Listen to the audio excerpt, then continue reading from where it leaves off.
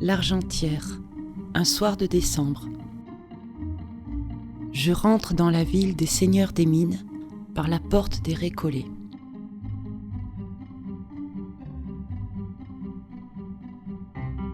L'Argentière, Argentera, argent. L'histoire de ce village d'Ardèche méridionale est écrite dans son nom.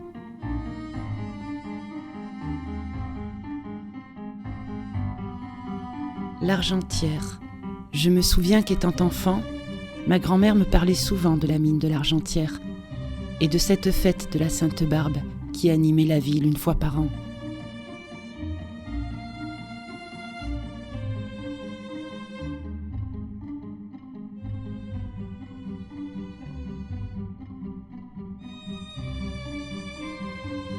L'Argentière. L'histoire de sa mine est encore présente dans tous les esprits. Cette histoire est celle d'hommes venus des quatre coins de la France et d'ailleurs. Ces hommes ont partagé une aventure industrielle et humaine unique et atypique dans le département. Une histoire que je vous propose de revivre en film au travers de leurs témoignages.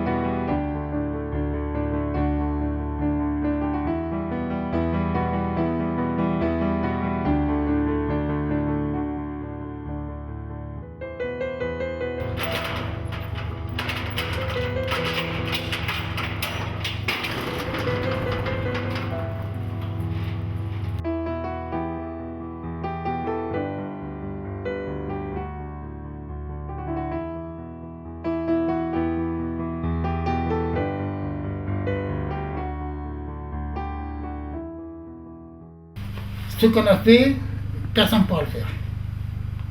Ils étaient là, c'est la montagne qui est au-dessus, ils allaient creuser pendant 100 mètres, 200 mètres, comme ça, et très grand. Comment vous faites? Et après, quand vous avez tiré des mines, il y a des roches qui sont en bascule. Quand il faut monter pour pas que ça vous tombe dessus, c'est impensable. Il fallait monter doucement, mettre de l'air, respirer, parce qu'il n'y avait pas d'air, mettre l'air, enlever tous les gaz, les fumées. C'est pas pensable. Et souvent les ouvriers, je les rencontre, ils me disent, tu te rends compte? Je dis, on est encore là. Ça prouve qu'on a bien travaillé. Voilà.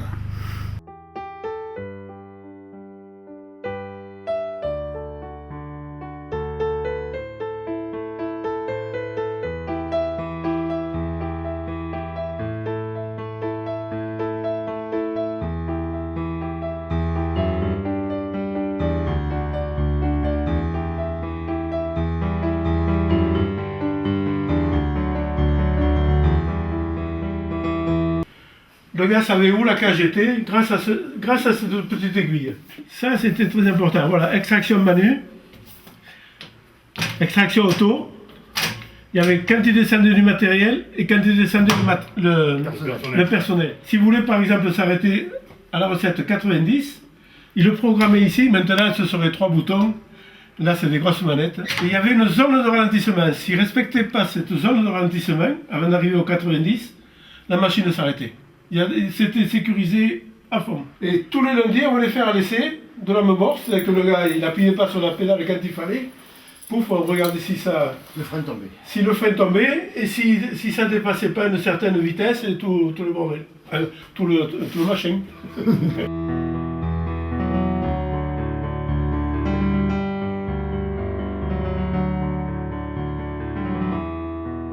Mais j'étais surpris de voir tant de choses, ça m'a rappelé tout. quand on allait faire les essais, quand on avait... ouais, ça m'a... C'est quand même... ouais, c'est quand même l'émotion. L'émotion, surtout, qu'on ne peut pas expliquer à grand monde comment ça marchait. Le mineur qui menait un chantier boisé, il était fier de te montrer son chantier. Ouais. Et tu voyais les bois, si les bois, tu voyais que ça forçait, que rien n'était cassé, c'est que vraiment c'était du travail superbe. Ouais. Parce que l'inclinaison des bois, la grosseur des chapeaux et tout, et la foration, il fourrait en V, c'était... Il y avait des costauds quand même.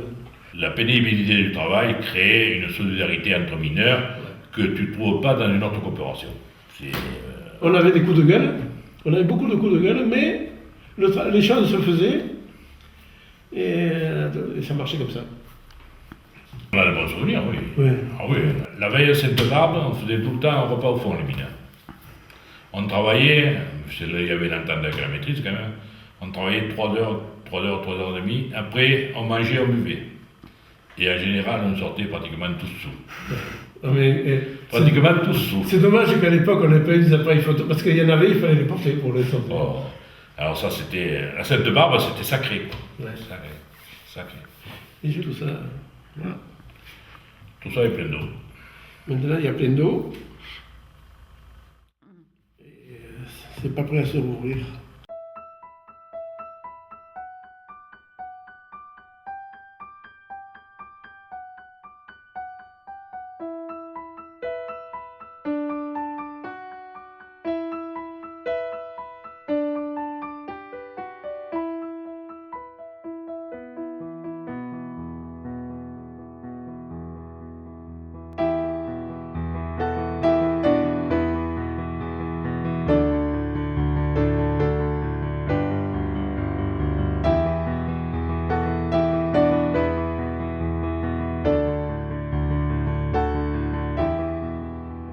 En 58, ils ont commencé à faire le fonçage, parce qu'il faut le faire, le puits. Le puits, la tour, elle a été faite en 58. En 58, pas la tour, le puits.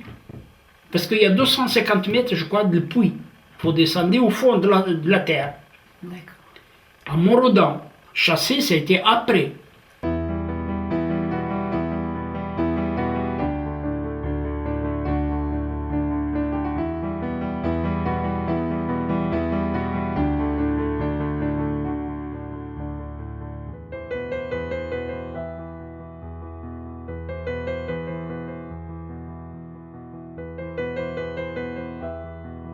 En 62-63, ils ont monté la tour. D'accord. De la tour, ils ont commencé à monter la laverie, préparer la laverie. Et une fois que ça a été presque fini la laverie, ils ont installé les machines pour mouler le minerai. Chasser, ils ont attaqué l'exploitation du minerai.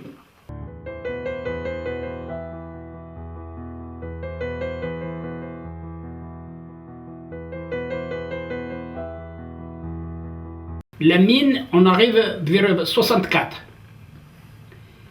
On avait fini les tunnels, fini les cheminées, on a descendu à Montrodon. Là-haut, ils ont commencé à embaucher les mineurs. Il a fait le Pénaroya l'appel, quelqu'un qui voulait travailler, il vient le travail.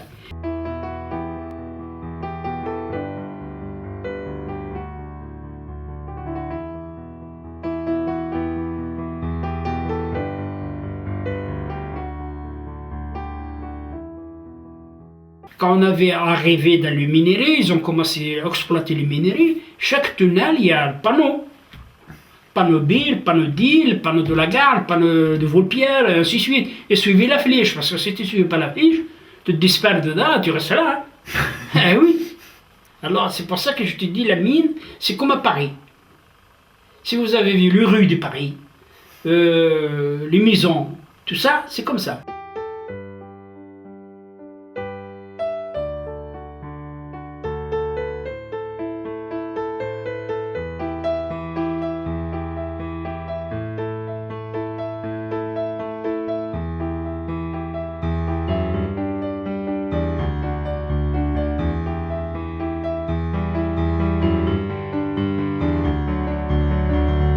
La mine, c'est incroyable. Parce que à la mine de Pénaroya, ils ont venu les visiteurs, c'est des patrons, des ingénieurs dans le monde entier. Alors ils ont venu de l'Amérique, de la Russie, de l'Angleterre, partout, ils ont venu visiter la mine. Il y avait même des femmes, des jeunes juniors, femmes, et ils ont descendu à la mine. Moi je l'ai vu. Visiter, monsieur, comment vous faites, comment vous faites. On travaille, hein.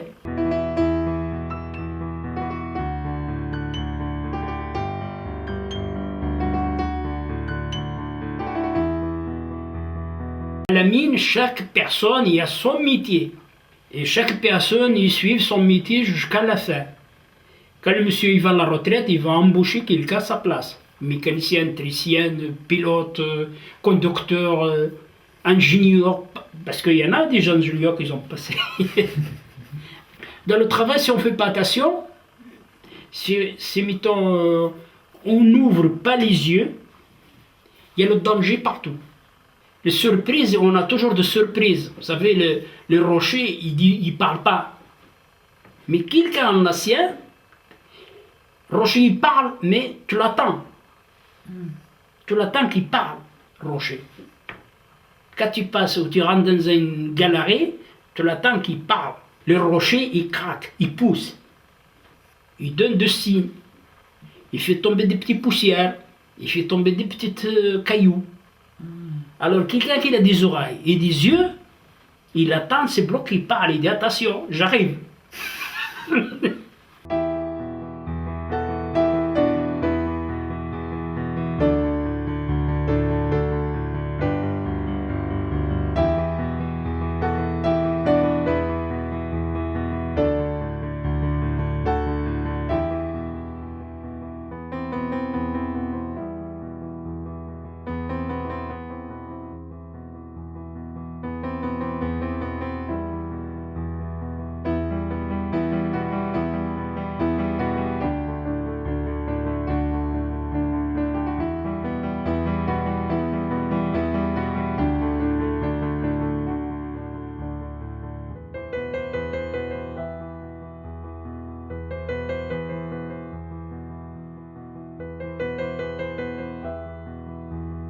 Je suis arrivé ici en 64.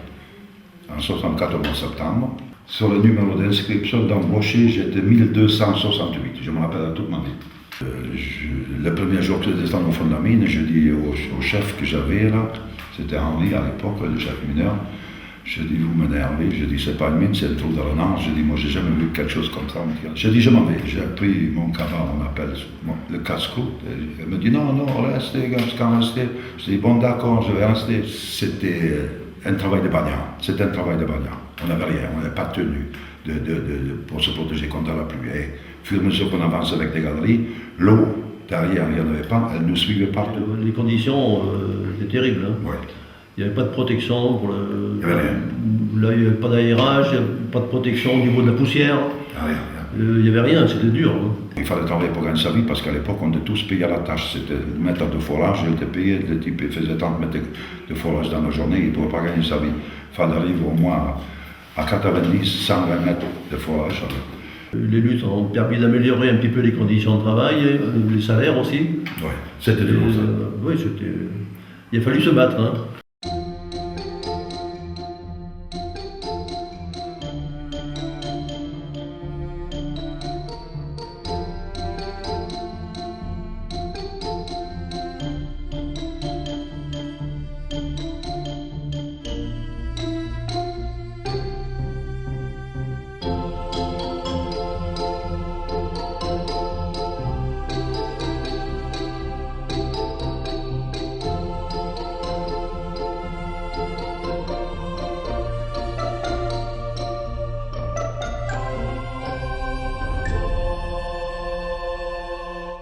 Si vous étiez allé visiter la mine, quand elle tournait, on aurait dit qu'on rentrait mettons, une route nationale. Ah oui.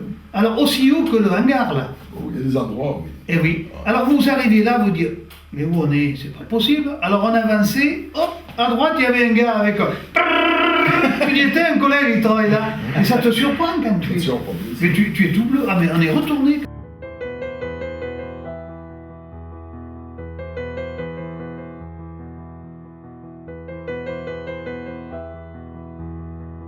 quand vous arrivez au début du poste,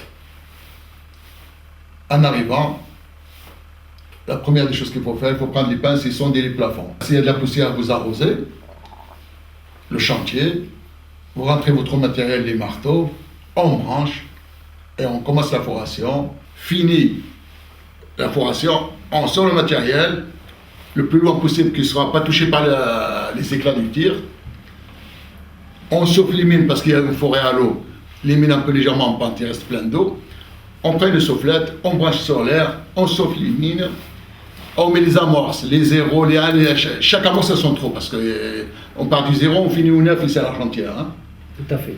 Voilà. Et à la fin du poste, après 10h30 et 11h, on commence à bourrer. Le chef de poste, il nous amène les amorces et la poudre. On bourre. Pour faire sauter. On contrôle le tir. Une fois qu'on a bourré, attacher les mines, contrôler que le tir est bon. On sort des chantiers, on ferme les chantiers, que personne ne rentre. À un moment, si vous travaillez un chantier barré, vous ne devrez pas rentrer. Et on tire et on sort. Voilà. C'est fini. Et c'est fini. C'est la partie foration. Foration, voilà le travail du mineur, c'est ça. Voilà.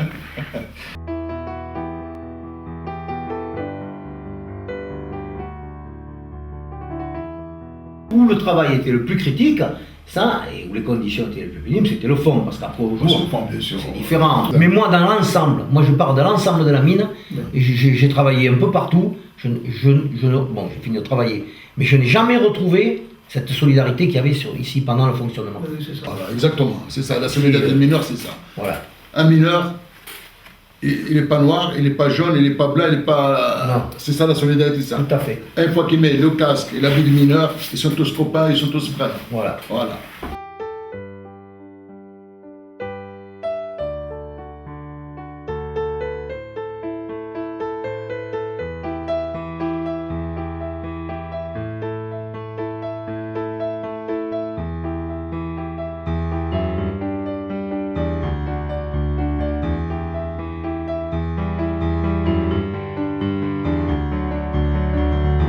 Prenez la lampe, vous donnez le numéro de la lampe, un jeton. Et le lampiste, il va les accrocher. Voilà. Tac, tac, tac. Et en sortant à la fin du poste, chacun prend son jeton, il donne la lampe et prend son jeton. Ah ben si le jeton il est encore là, c'est que le type n'est pas sorti encore du fond. Il fait une contrôle. Voilà, exactement.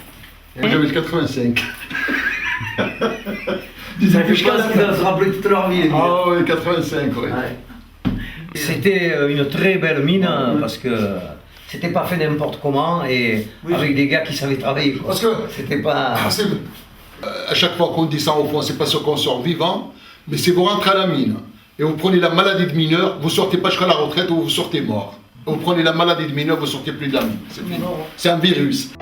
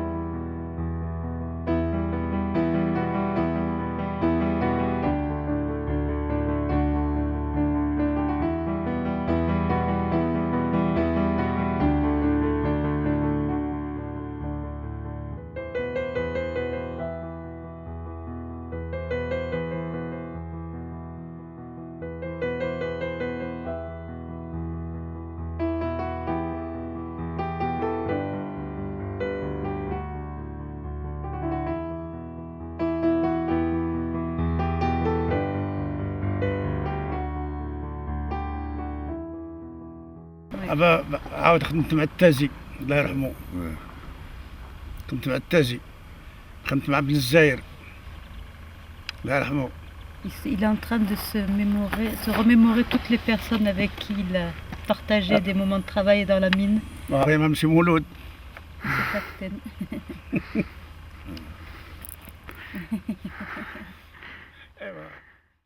En 76, à Volpierre, on faisait les abattages et j'ai été pris par un éboulement et en me prenant par l'éboulement, on m'a sorti dans le coma et je me suis rendu compte qu'à l'hôpital, à l'hôpital d'Aubenas. Parce que quand tu rentres dans la galerie, il faut que tu regardes la sécurité d'abord, avant de rentrer à l'avancement. Il faut que tu prennes la pince, tu sonnes dans le toit, ce qui va tomber, tu l'accroches avec la pince. Et tu vas faire tomber tout, petit et grand, jusqu'à l'avancement. Ça, c'est la galerie. Alors on mine, chacun 24 mines par côté. Donc un schéma, il fait 48 mines de 2,50 m. On les nettoie, tout le schéma, 48 mines, il faut les nettoyer.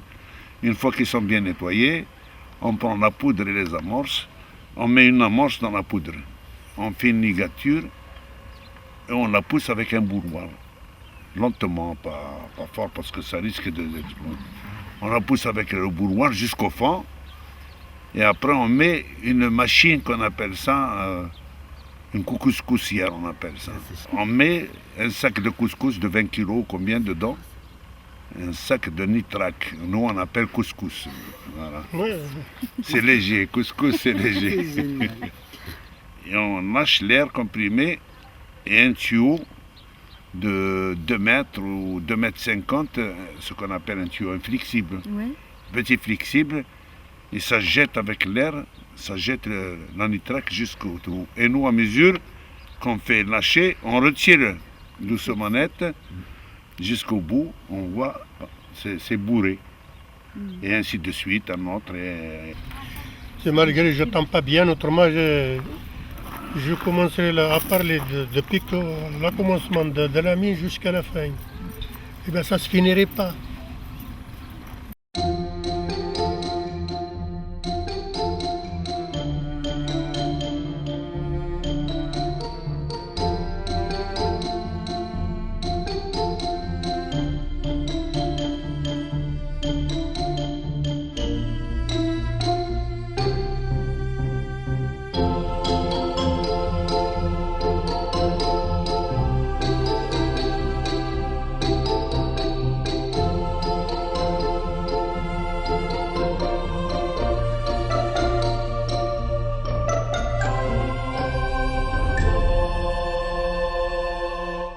J'ai fait donc 1, 2, 3, 4 ans de fond et poursuivi la grève quoi, avec un brin d'espoir et puis voilà quoi. Au début on était plus d'une centaine quoi.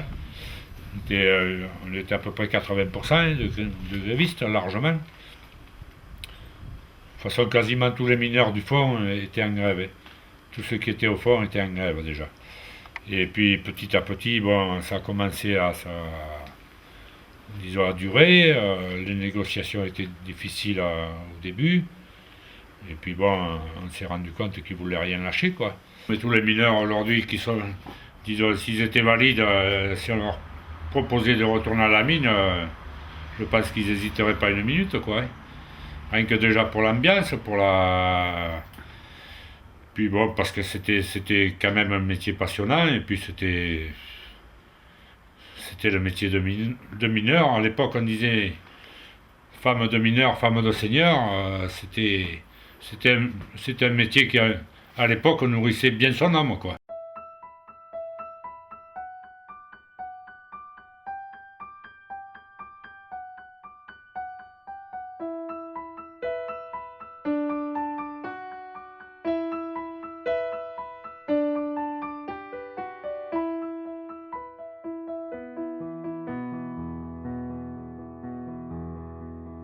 Pause du matin, donc on embauche à 5h30. 5h30 à la salle des pendus. Hein. Chacun a sa corde avec une poulie en haut. Donc on descend nos affaires, qui sont pendues sur des cintres, plus un petit casier. Donc on met toutes nos affaires, salopettes, les t-shirts. Disons on n'est pas trop habillés parce qu'il ne fait pas froid à la mine au fond. Quand on travaille dans le noir, on n'a pas toujours les réflexes, c'est vrai que c'est limité parce que c'est noir partout. Et puis bon, on a juste un petit faisceau de la lampe et c'est vraiment disons, c'est dur à s'y habituer, quoi. Hein. Parfois, on oubliait même le casse-croûte. Moi, ça m'est arrivé. On était jeunes, des fois, on était un peu... Un peu quoi? Un petit peu trop pressé, ou on pensait à autre chose, et puis on oubliait le cabas. Le cabas, il restait là-haut à la salle des pendus. Alors, on arrivait au fond, pas de casse-croûte, alors... T'es embêté, on n'osait pas trop le dire. Au début, on dit... Puis les gars, ils voyaient bien, ils disaient, mais tu manges pas? Et là, j'ai oublié mon cabas là-haut, je mangerai. Ne fais pas de soucis, on va trouver à manger. Alors tout le monde sortait un morceau, un bout de pain. Finalement, on mangeait plus que tout le monde, parce que tout le monde en donnait un morceau. Et il y a une telle solidarité que les anciens vous encouragent, ils vous aident, ils vous donnent des conseils. J'ai travaillé avec des anciens, des harkis, quoi, et c'était des gens formidables, parce que ils étaient là, et ils étaient que de bons conseils, quoi. Et c'était des gens qui avaient été toujours, disons, habitués à la dure, quoi, et disons, ils étaient passés par là, donc ils n'avaient pas de scrupules, je veux dire, et ils prenaient soin des jeunes, et puis systématiquement ils vous encourageaient, c'était une ambiance qui était formidable, quoi, et ces mentalités-là, aujourd'hui, elles sont en train de partir.